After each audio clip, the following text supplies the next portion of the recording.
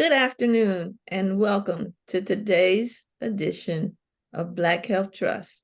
We are so happy that you chose to join us today, and we are going to have, I think, a very beneficial conversation about some issues that we probably don't want to talk about and don't like to talk about, but are best dealt with by confronting. So I hope that's a good tease. Um, without further ado, I'll turn it over to our founder, Dr. Randall Maxey. Thank you, Dr. Nabus-Stephens, and thank you, Dr. Ivan Walks, who is a very prominent psychiatrist in the East Coast and in the nation and probably the world. Dr. Ivan Walks is going to present issues today of concerns of mental health, especially during the holidays. Now, I want to know, is this the end of the year or the beginning of the year, or is it both, Dr. Nabert? Well, I heard a little historical description of how resolutions and New Year's celebrations came about, and they're actually quite ancient. And the Romans settled on doing it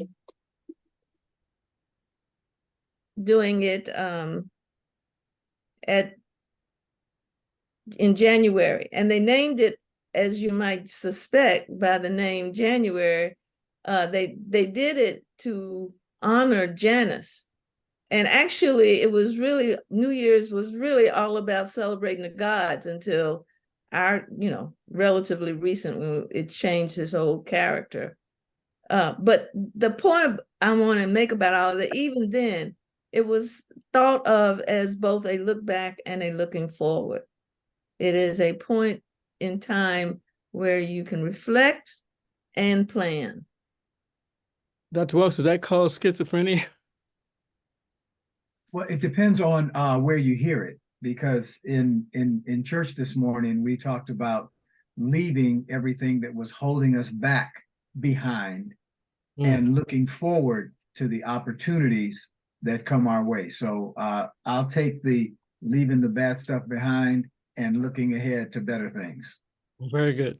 Dr. Nabert, we have some slides, and then we're going to get to our major speaker this morning. Simon, can you put the slides up? And Barbara, would you do the first slide?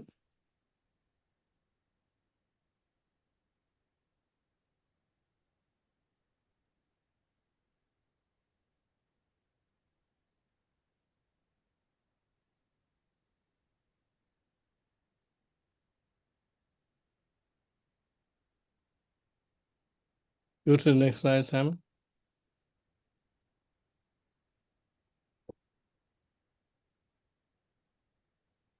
So we are going to take a moment and ask our audience to consider donating as a end of the year donation, perhaps help your tax situation, and send a contribution to Black Health Trust. As you know, we operate with minimal, if really no funding. And we've managed to do this for almost 4 years, and God willing, we will continue. But we could sure use some help from our loyal audience. So whatever your heart moves you to do, whether it be $5, $100, $1,000, whatever moves you, we ask that you seriously consider making a donation to Black Health Trust. We are a 501c3 corporation, so it is tax deductible. You can send your deduction, please, to Black Health Trust, 418 East Arbor, VD. Is it VD or VDI? VD Street. VDI Street, Inglewood, California, 90301.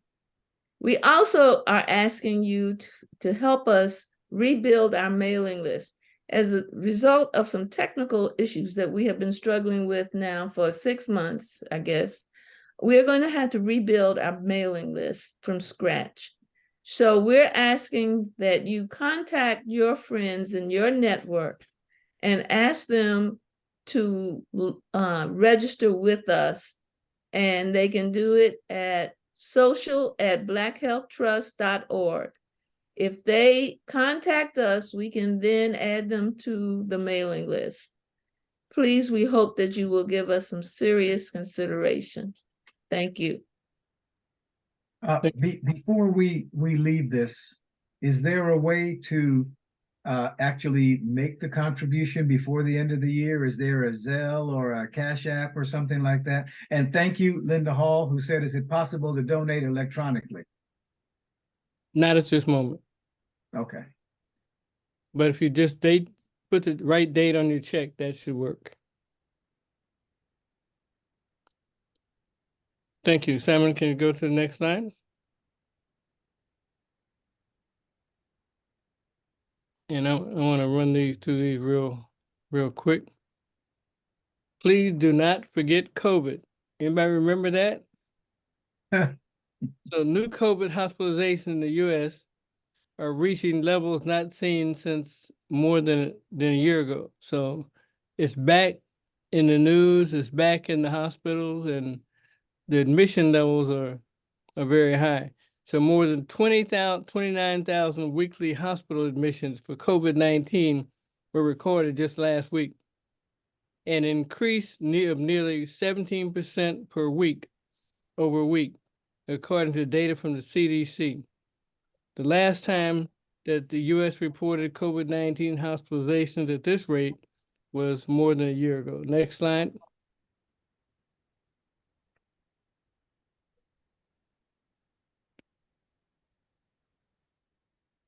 Long COVID.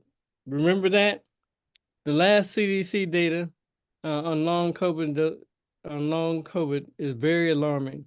The World Health Organization's statement about its long-term impact underscores the pandemic's lingering and debilitating effects or crisis.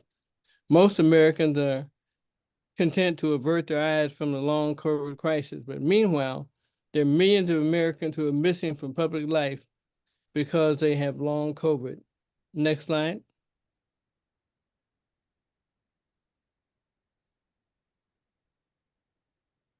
The average person loses 21% of their health while living with long COVID. That's very important to know. Long COVID is persistent and it's prevalent.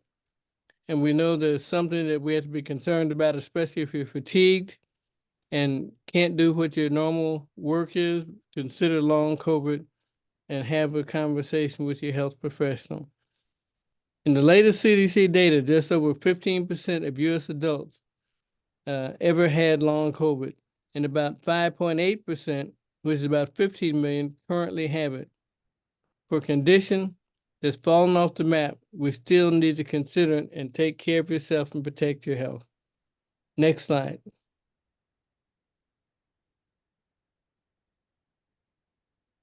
Simon, can you play a drum roll? I want to introduce my good friend, my mentor, a person that I met some years ago, and he has been in Washington, D.C., the head person in the health department. He's a psychiatrist. He goes to church. He gives all of us advice, and he is somebody that I hold in the highest of regards. And he's going to speak to us on mental health concerns during the holidays. Dr. Walks. Thank you very much, Dr. Maxey. It's always nice to be introduced with a smile and not a frown or an admonition of some kind. So thank you, sir. This is a topic that we certainly touched on several weeks ago, and we touch on a lot this issue of mental health. And this is a time to talk about it. We're in the middle of the holiday season. Yes, Hanukkah, Christmas have gone, Kwanzaa, but this is New Year's Eve. And so people are still in that holiday mood, in that holiday spirit.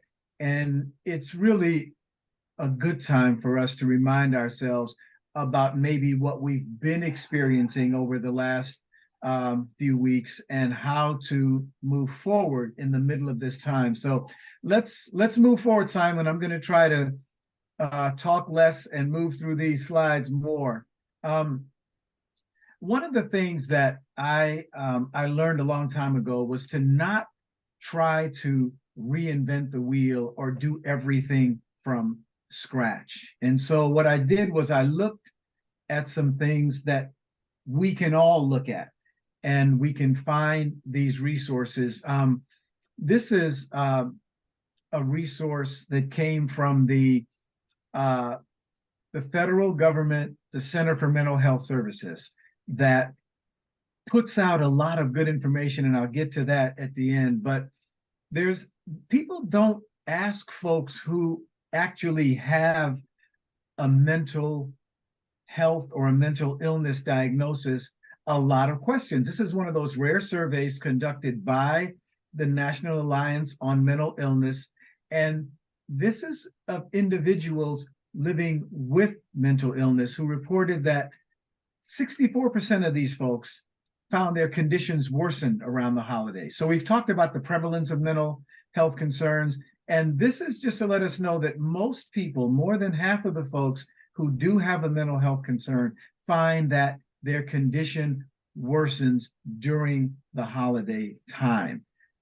This time of year can bring unique behavioral health challenges. It's very common to feel added stress, and the stress can worsen symptoms of an existing mental health condition, depression, anxiety, and especially even substance use disorder. A lot of reasons for this. Separation from loved ones, personal grief, pressures of gift giving, economic hardship, challenging interactions with, you name it, family members, friends, co-workers. It is not unusual to have relationships be a challenge during this time. Shorter days can be a challenge. It's dark when you wake up, it's dark when you get off work. It can be difficult during this time of the year. And you'll notice I put the etc. in bold, because all kinds of stuff can happen in our lives. I think I mentioned last week that in church last Sunday, there were 2 unexpected deaths of young people in our congregation during that week, right before Christmas. And so it can be a really difficult time. Let's move on to the next one, Simon. And Simon, if you can kind of let me know when it's time to move on, because I'll stay on one slide and it'll be Wednesday. This slide is one where we think that people have to have a diagnosis to have mental health concerns around the holiday time. And so I just titled this slide, "No Diagnosis But," and you can fill in the blank, because according to the American Psychological Association, about 38% of folks surveyed, not folks that have a diagnosis, but just 38% of folks, that's a lot of people, said that their stress increased during the holiday season, which can lead to physical illness, depression, anxiety, and substance misuse. And I really wanted to have us just take a breath here for a minute and understand that we hear all the Christmas carols that I love, and all of the things we hear around the holidays about it's the most wonderful time of the year and all of that. It can be the most stressful time of the year.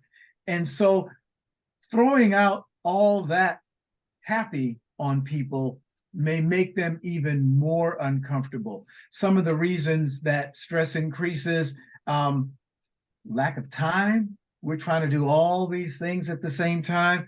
Financial pressure, gift giving.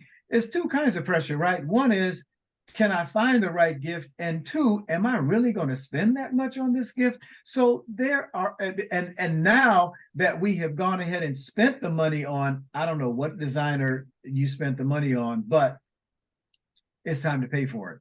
And so a lot of these things, and all kinds of movies about family gatherings and how they're supposed to be fun, but people come in and do all kinds of issues. People bring things to family gatherings, particularly substance use issues. A lot of folks are are not fun to have at the family gathering during the holidays. So let's go on to the next one, Simon. So another resource that I found, there is a study, or actually it's a resource that the folks in Boston tend to do a lot of useful things. And this is one from Mass General Brigham McLean. And they had a piece that they did I thought was well organized for discussion. And it's 6 signs of mental health struggle around the holidays. One sign is that you're lacking the holiday spirit. You're being surrounded by cheerfulness, and it can be stigmatizing when you don't feel the same level of enthusiasm. Everybody around you is happy, and you got that fake smile you're supposed to put on. It can be very difficult. There's pressure to be social, to be happy, and to be present, and it can make it hard for you to say that you're not feeling great around holiday time, especially if some of the holiday traditions are not your holiday traditions. So these are difficult times, and understanding yourself, understanding that this is an issue for you, and different things, different triggers may affect you. And sometimes it's a matter of finding out, why is it that I don't have the holiday spirit? What is it about my life or my experiences that make me feel anxious and uncomfortable around this time? Next one, please, Simon.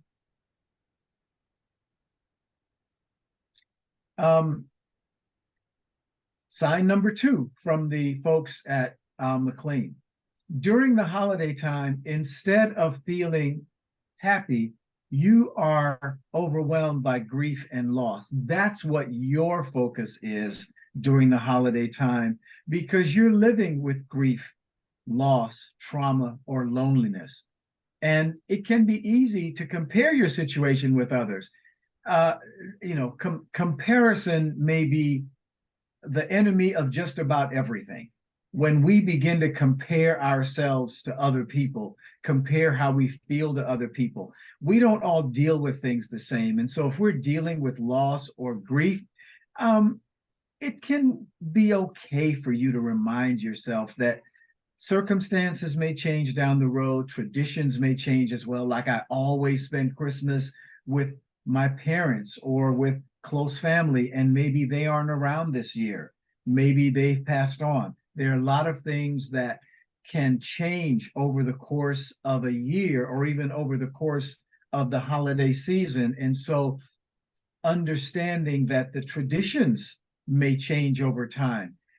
We can look to support groups, therapists, faith community, or friends who understand. Sometimes it can be difficult to talk with folks about things, but if you have friends who understand your story and what's going on, that can be very helpful.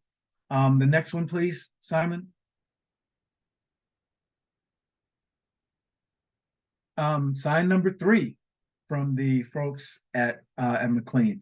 You're feeling pressure to participate in activities and you don't want any part of them. We're all going to go out and sing Christmas carols. Really? I'm not in the mood. It's too cold outside. I don't feel like it. There are a lot of reasons that we may feel that pressure, but not feel up to it. We all have our own personal history with holidays. We get enough information from holiday specials and holiday movies about how the holidays are supposed to be. And that cannot be our perspective. It's just as bad as when we look at examples in advertising about how we're supposed to look, how we're supposed to dress, what our bodies are supposed to look like. There are a lot of challenges with expectations, and we can acknowledge that and begin to set some more realistic expectations for ourselves. I can accept my limitations. I can't do everything everybody wants me to do. I can't be everywhere. I can prioritize the things that are more important to me or most important to me. I can plan the activities in which I'm able to participate, and then I can communicate my intentions so people don't expect me to show up everywhere. And if I do that, that's respectful for folks who are trying to plan things, and it sets their expectations in concert with my expectations. Next one, please, Simon. Number 4, you're stressed about giving gifts. I had a friend of mine tell me, well, I asked my wife what she wanted for Christmas back in September, and she didn't tell me until the week before Christmas, so I'm just not going to get her anything. I said, that is a really good way to not have a relationship next Christmas.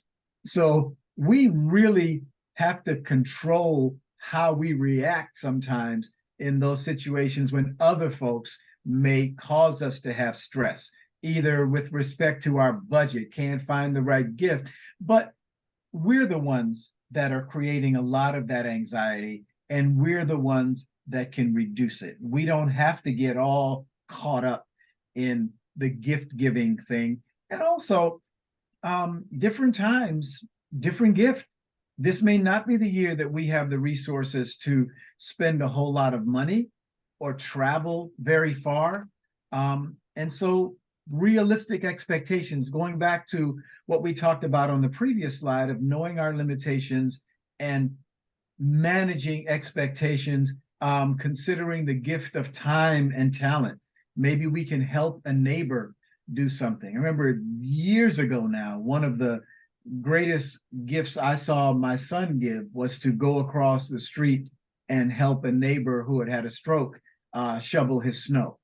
I was like, I know that man was out there with a snow shovel and trying to push the snow with one hand, and nobody asked this little boy what he could do, but he went out there and he took the shovel and shoveled the snow. And we can look for ways to help people that we see that need help. So time and talent can be a really good thing to give over the holidays. Next one, please, Simon.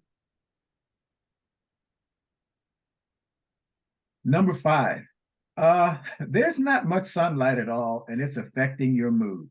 That can be a sign as we're going through these 6 signs. Just some information in the Northern Hemisphere, the holidays coincide with winters, lack of available sunlight, less exposure to natural light can lead to new or increased signs of depression. And just because we're having a problem or we're having a lack of comfort doesn't mean we have to just sit in that discomfort.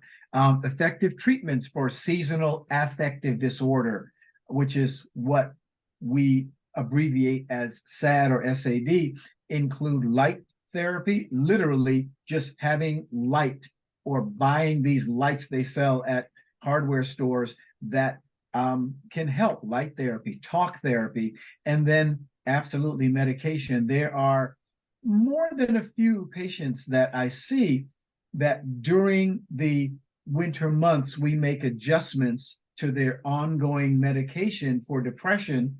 And then in March or so, we go back to the amount of medicine that they take during the rest of the year. It's not unreasonable to let folks know that during this time of year, I don't feel as good. And the resources you need might be different, like the light therapy, maybe increasing your talk therapy from once a month or once every 2 weeks to every week to, again, bring in additional resources. Next one, please, Simon. And another sign is that your sign number 6 out of 6 is that you're alone and feeling isolated. And again, this is what is my personal situation, right? It's true that many of us have friends and family to connect with during the holiday season, but there's also the danger of becoming isolated. If you're predisposed to depression or anxiety, it can be harder to reach out to others during that time when we're supposed to, according to common knowledge and thinking, we're supposed to reach out, but it's just harder. So we don't have to go to every holiday party. Maybe we can communicate by sending out holiday cards, communicating with family and friends, phone, text, email, social media. There are other ways for us to do the reaching out if, in fact, it's not convenient or financially feasible for us to reach out. And then, anxiety is really the thief of joy, right? If I'm feeling uncomfortable and anxious, and so calming activities, reading, meditating, gratitude, journaling can all be helpful if we don't feel comfortable in social situations. So I wanted to address those 6 signs that we may be able to acknowledge and then maybe begin moving in a resolution kind of way to see what can I do that fits with me and where I am this particular holiday season. Let's go to the next slide, please, Simon. Okay. So how do we support our mental health during this time? And a lot of these recommendations are, did we go past the first one? Supporting mental health. Yeah, here we go. Supporting our mental health is an important thing to do during the holidays, and I would say ongoing. And that's why I put these in more towards the end of the slides as opposed to the beginning, because I wanted us to take all of these with us, right? So paying attention to our feelings, people do stuff to sort of hide their feelings, right?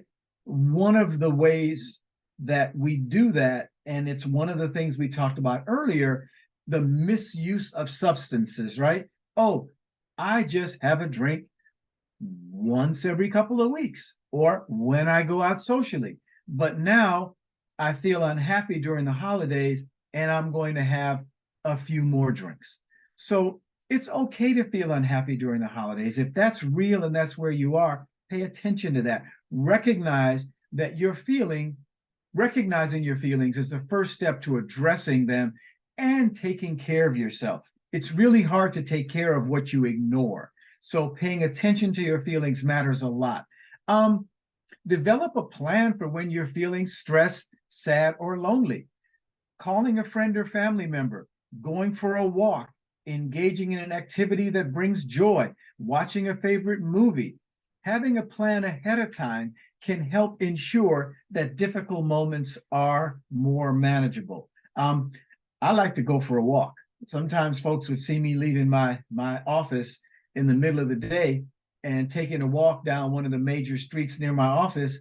Dr. Walks, I saw you walking down the street. I'm like, yeah, I needed to take a walk after the morning I had.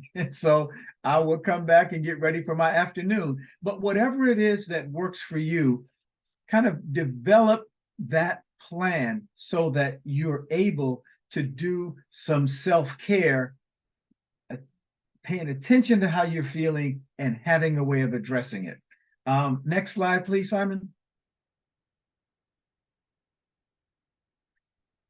Practice self-care. It's important to schedule time for yourself and activities that recharge your mind and body. Reading a good book, working out, spending time in nature, practicing stress management skills such as deep breathing, meditation, mindfulness. And it's also important to remember to prioritize necessities, including one of the things we talk about all the time, eating a balanced diet, getting plenty of sleep, finding time for exercise. This self-care, you got to be really selfish about this. I talk to folks a lot about, I know you've got a priority list, and I can't tell everybody to put themselves at the top of the list all the time, but put yourself on the list. If you've got a list of priority items, make sure that your name is on that list of priority items.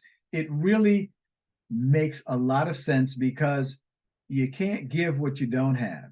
If you are completely burned out of patience, out of energy, and don't give yourself any grace, really hard to give that or show that to other folks.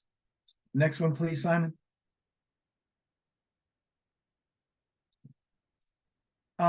Connecting with community. This is one of the things that comes up a lot when we talk about depression, which can lead to isolation. We talk about anxiety, which makes us uncomfortable showing that to other folks because maybe we can't really hide it as well as we would like to. And then during the holidays, a lot of folks, what are you doing? Oh, I'm going to see this person. I'm going to see that person. I'm traveling here. We heard on the news a lot the last couple of weeks about all the people who were traveling during the holiday season. If you can't be near loved ones during the holidays, finding a supportive community through clubs, support groups, community centers. A lot of those places will normally have some holiday activity, local meetups. Faith communities typically will have activities with which you can relate and help reduce feelings of loneliness and isolation. Consider scheduling a regular phone call with family and friends as well. I know some folks who do that. They'll have a weekly or bi-weekly or what have you Zoom meeting with the family so folks can see each other. People tend to do that a lot when there's a tragedy. There's no reason to wait until something bad is happening to set up a regular time to communicate with folks that you can't physically get close to. Supporting others. During this time of year, feelings of grief and loss can really amplify. So check in on folks in your family or folks you have been close to who may be alone or may be struggling during the holiday season. Helping a friend or neighbor not only gives joy to them, but can improve your own happiness and sense of well-being. So that whole thing about giving and reaching out and focusing on others and their needs, that can be a very positive thing to do, both for them as well as for us as individuals. Next one, please, Simon.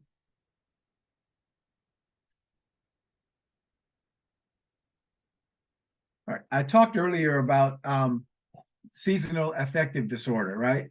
Where people are triggered to some extent by the change in days as they get shorter. So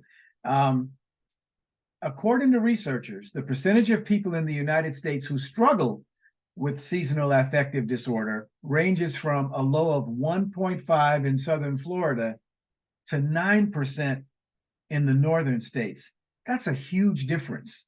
And it really directly has to do with things like the length of days, the weather. And so while this form of depression often will improve in the spring and summer, it's important to talk with your healthcare provider if you feel you're experiencing symptoms of seasonal affective, and affective means your mood can go up and down, right? So seasonal affective disorder. Treatment is effective and may include light therapy we talked about earlier, antidepressant medication we talked about earlier, and talk therapy we talked about earlier. It's not okay if we go back through some of the things we've talked about and kind of bring them together for a moment. It's not okay to just ignore your feelings and say, well, I'm going to feel better in March. It's still, as of today, this moment, it's still December.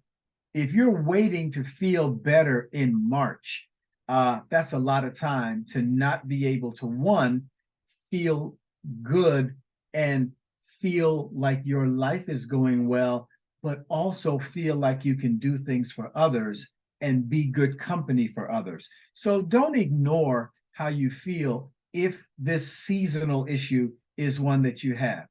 And unlike Dr. Neighbor Stevens, we can't all just spend the winter in Florida, but that would help. Next one, please, Simon.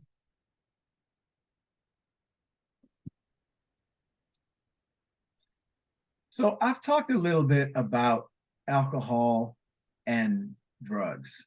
So you can get into this loop where you don't feel good, and so you have a few extra drinks, or you do a few extra whatever it is that makes you feel better, and then that can make you feel worse, and then you do a little bit more to try to feel better, and it's really a downward spiral.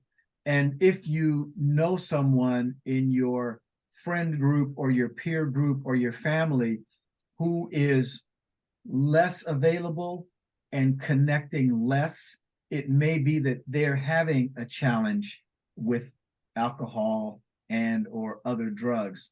And so being aware that and listening for any signs that someone is having those problems, or just the absence of someone who typically shows up and isn't there.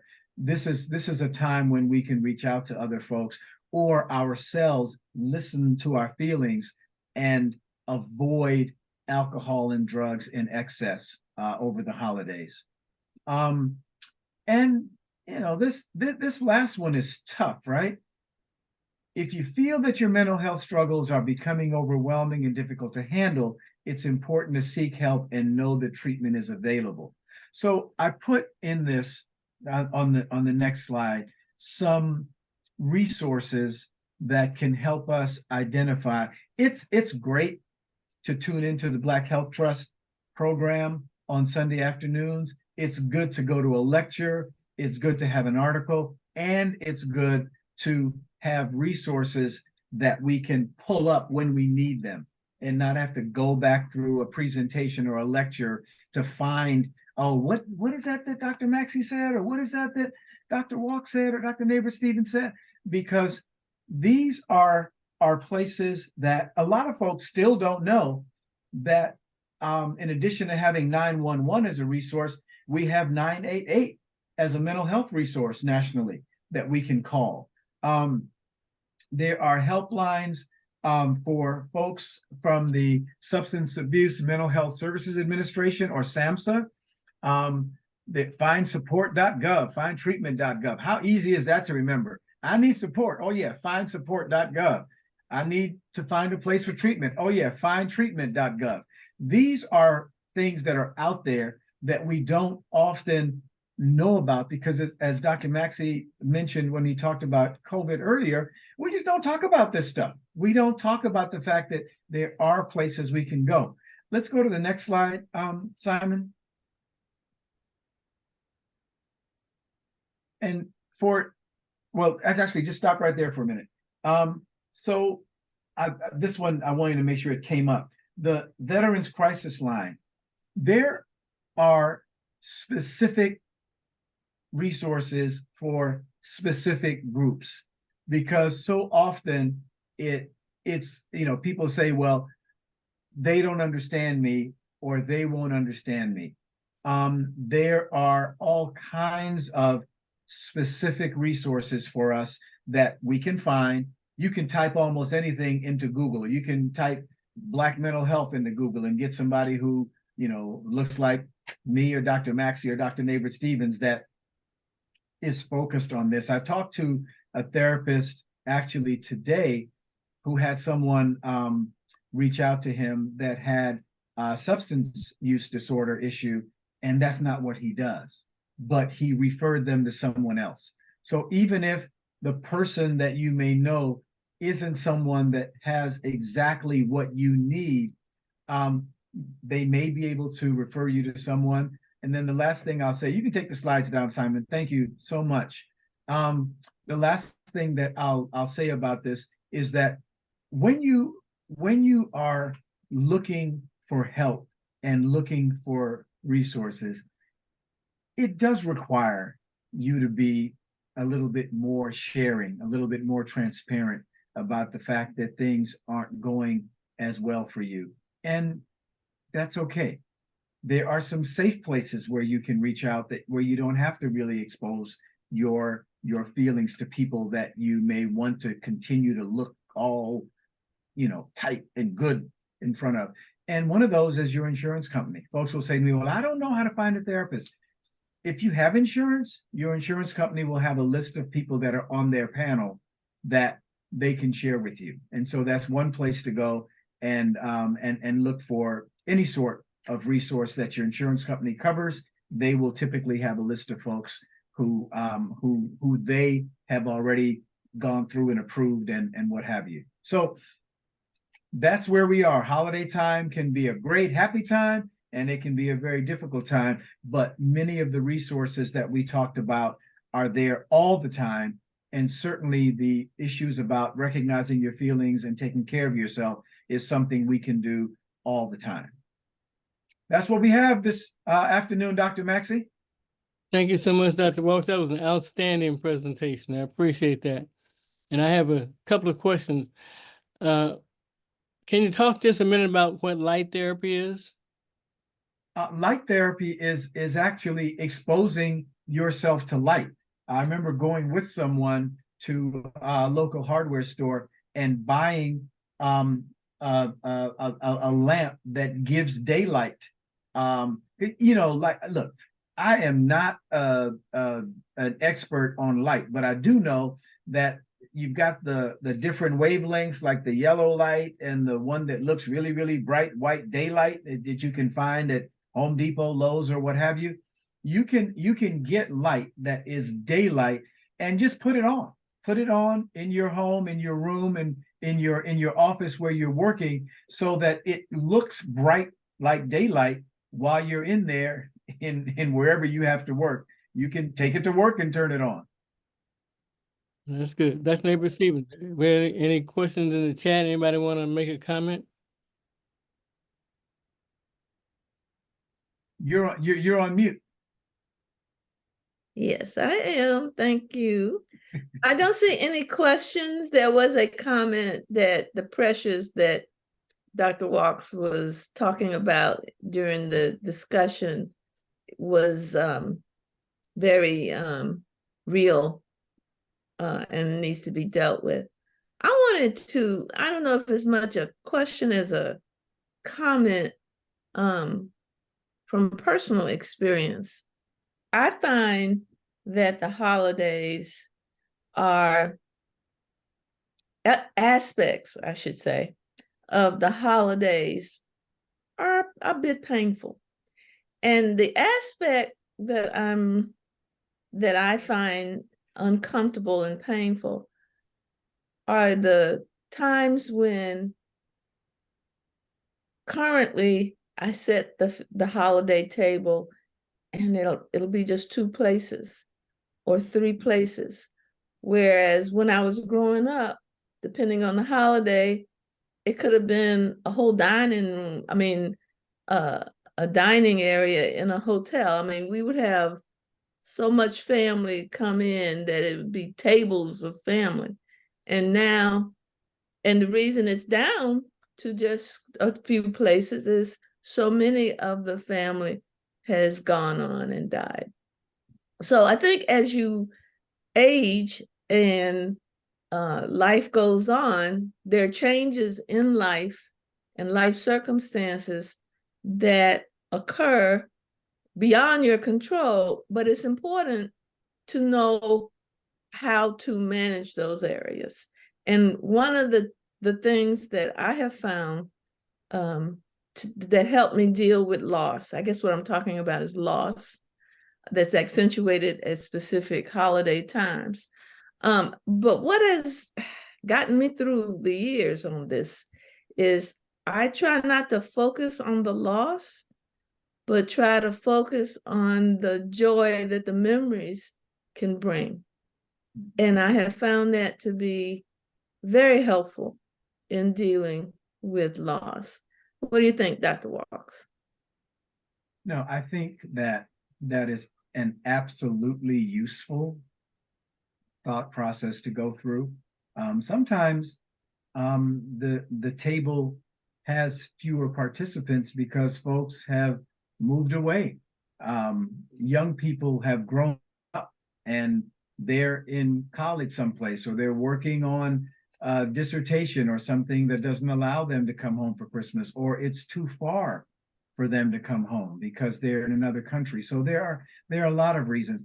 I think it is important to, one, acknowledge that there is some sadness. It's not the most wonderful time of the year for a lot of folks. And then on one of the earlier slides, there was a piece in there about holiday traditions changing.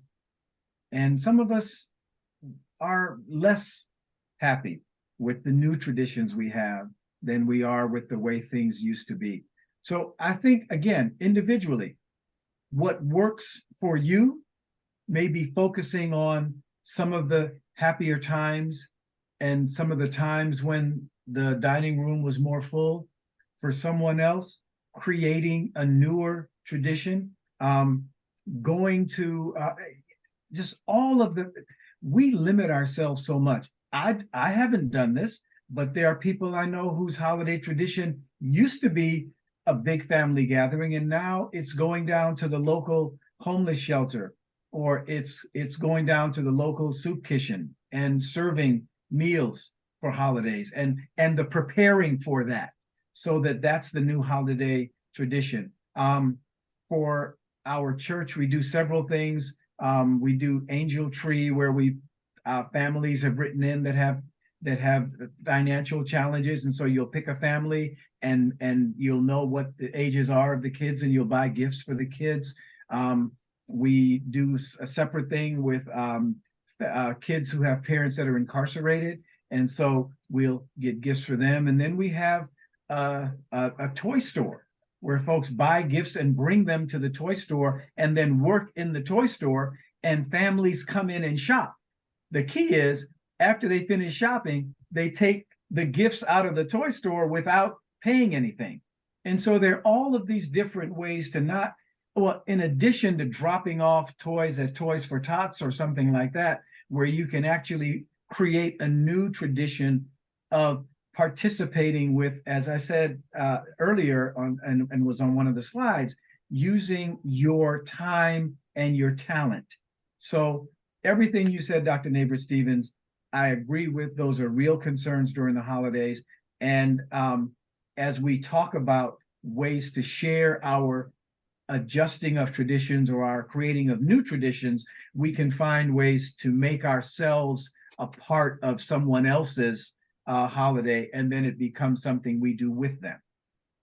Let me bring up something that is somewhat in that area. But over the past 2 days, I have been professionally and personally very depressed over 2 situations. I had one patient from the Maryland area who was a 40-year-old lady who told me she had to be transferred from Maryland to Idaho to get a kidney transplant. And when I called her, she had no idea what was wrong with her, why she needed a transplant. The hospital was not responsive, and she was left there over the holiday with no answers, and said that she needed to be on dialysis. And I tried to call the hospital. Nobody cared about her, couldn't reach a doctor. The other one, who was the daughter of a very prominent entertainer, called me from Las Vegas. And turns out she has just also gone into kidney failure. Her doctor was in Argentina. The kidney doctors couldn't be found. Just everybody bugged out. 2 patients, don't know what's going on with them, in life-threatening illness. And I was so depressed that I couldn't even get anybody to let me know what was going on so I could advise them. So many of us find things that are somewhat out of our control professionally and personally. And I'm concerned that we still don't have health equity. We still don't have good access to health care, even though we're in the hospitals. We have to encourage our families. When your daughter, your son, your cousin, grandma goes to the hospital, you have to go with them. You have to know what's going on and demand information. I'm so concerned that we're in 2024 almost, and we're still getting treated bad.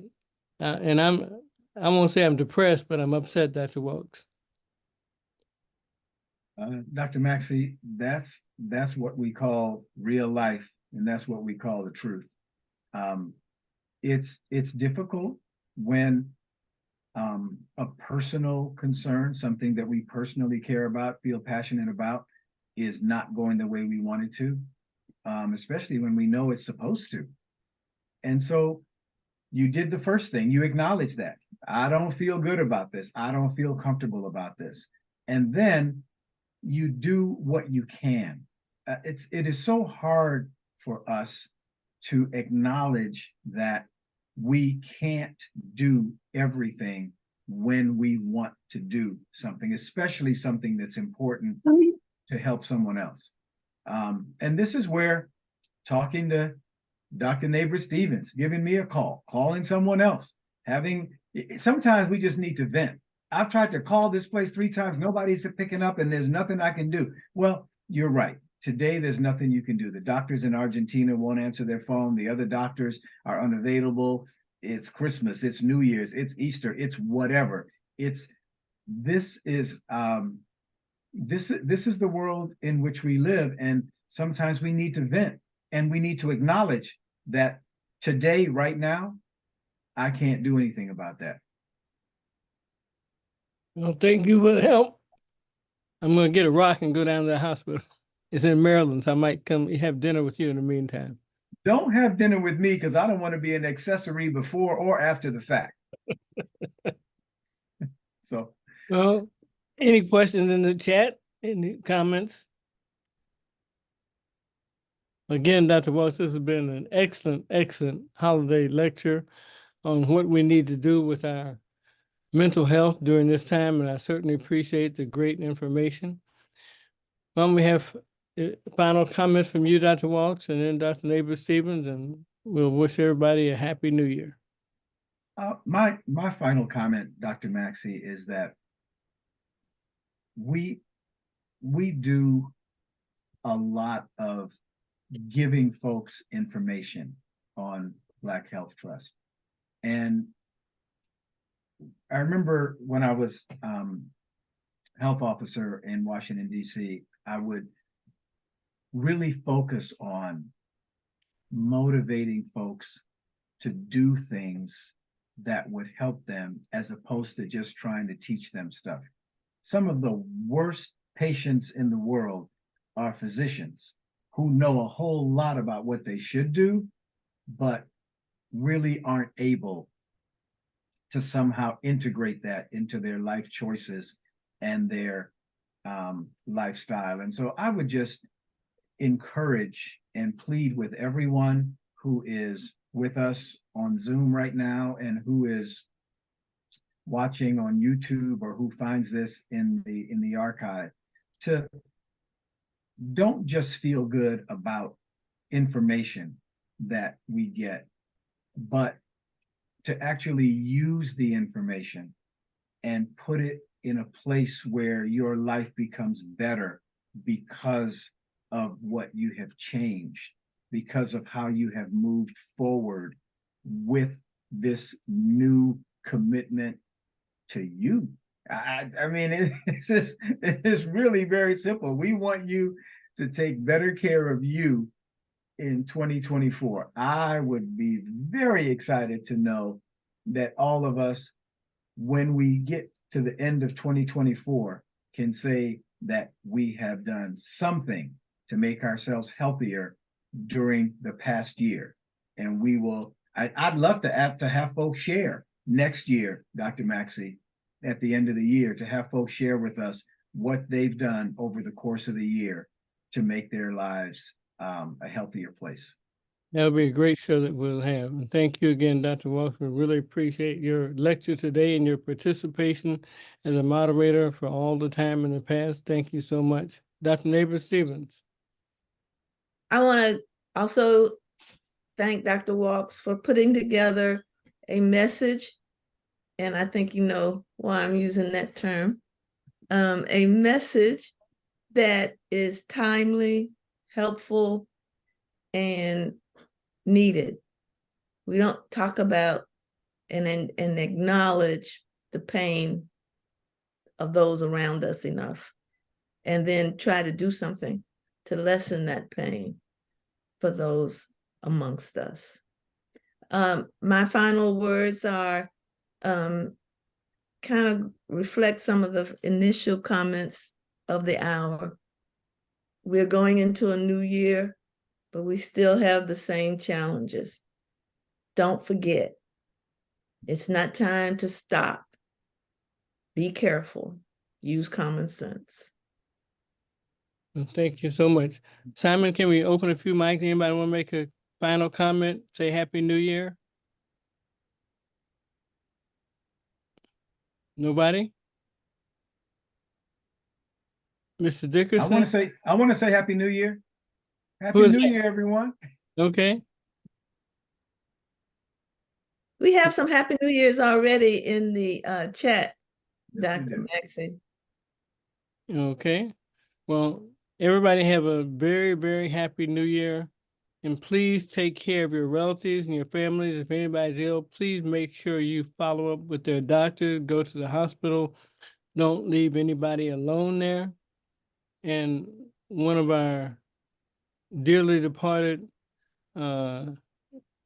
advisors, Dr. Wilbur Jordan, always said you should have your own primary care doctor, but you also need to have that same sense of primary care family. Don't leave the problem just to the patient. You have to go with them. It's better to have 2 or 3 of you there and not leave a patient who may not understand mentally or physically what's going on. Please do that. Take care of yourself and happy New Year. Great 2024. See you next year. Have a great Sunday. God Bye. bless everyone.